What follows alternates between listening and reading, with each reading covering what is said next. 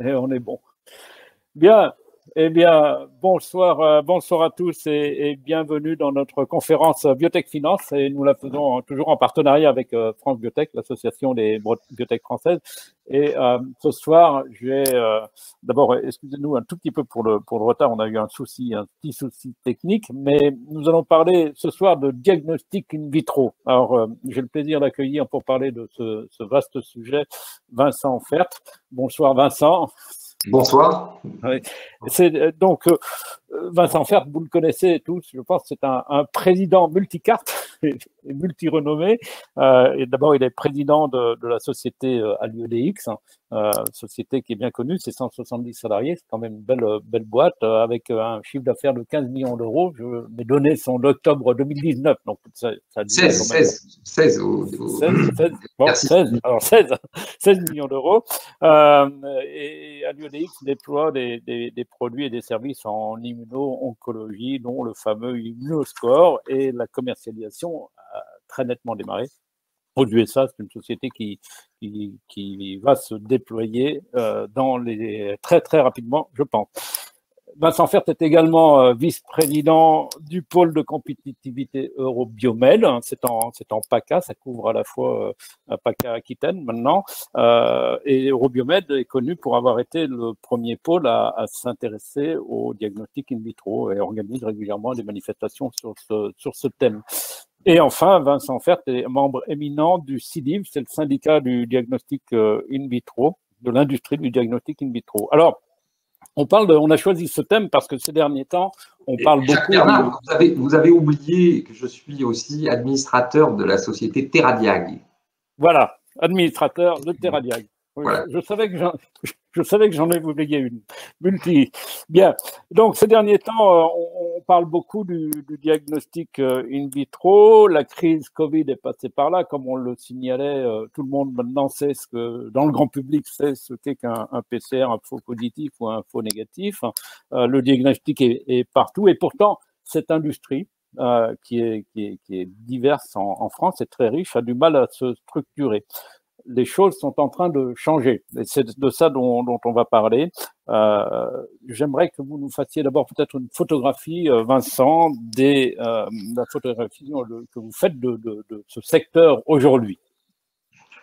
Oui, donc la photographie, évidemment, c'est un chantier. Donc, c'est pour ça d'ailleurs que c'est exaltant. C'est parce qu'il y a des choses à faire, n'est-ce pas? Si la filière se portait bien, comme par exemple la filière aéronautique, ou la filière du luxe, à ce moment-là, on serait pas aussi motivé, j'imagine. Mais là, on est quelques-uns à croire dans la valeur du diagnostic pour les systèmes de santé, et donc on constate que cette industrie est d'abord, alors je dis invisible ou mal connue, hein, c'est vrai que c'est une industrie qui est très complexe, hein, qui va du développement de réactifs, du développement d'instrumentation, de la réalisation de tests, de leur comment dire, utilisation par des médecins, et enfin, cette information arrive aux patients. Et donc, toute cette chaîne, qui est une chaîne de valeur extrêmement complexe, est très difficile à présenter de façon unifiée, à faire comprendre notamment à nos décideurs politiques, nos décideurs économiques, que c'est une filière qui a une grande valeur pour nos systèmes de santé, surtout si on se place dans un futur très proche où le numérique va nous aider à mieux prendre des décisions, à présenter plus d'informations et à décrire une réalité médicale toujours plus complexe grâce aux innovations. Donc, c'est une filière qui va avoir, c'est ça qu'on a compris, et c'est pour ça qu'on a lancé cette initiative. C'est une filière qui va avoir un très fort impact sur nos systèmes de santé dans l'avenir, pour tout un tas de raisons. Et donc, il faut qu'on la structure, parce qu'aujourd'hui, évidemment, d'un côté, on a des grandes sociétés qui sont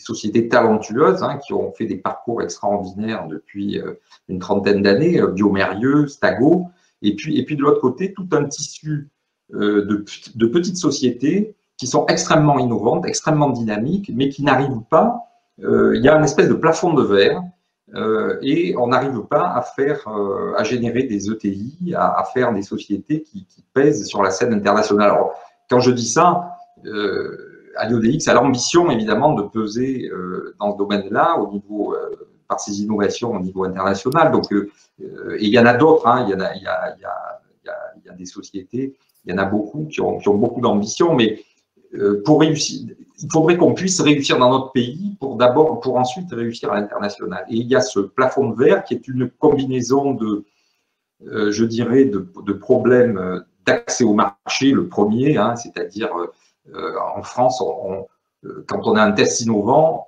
il n'y a pas de solution pour se faire entendre et pour essayer de convaincre les payeurs de rembourser ce test. On n'a pas droit au chapitre. Ça, c'est une chose qui est extrêmement importante. Il y a aussi des barrières réglementaires. Par exemple, en France, on ne peut pas être fabricant de tests et opérateur de tests, d'accord, pour des raisons tout à fait qui sont administratives, qui sont inscrites dans le Code de la santé et qui protègent effectivement les laboratoires de biologie par rapport à l'industrie du diagnostic. Mais c'est des choses qui ne devraient plus exister maintenant. À une époque, elles avaient peut-être leur justification, mais aujourd'hui, c'est un frein à l'innovation.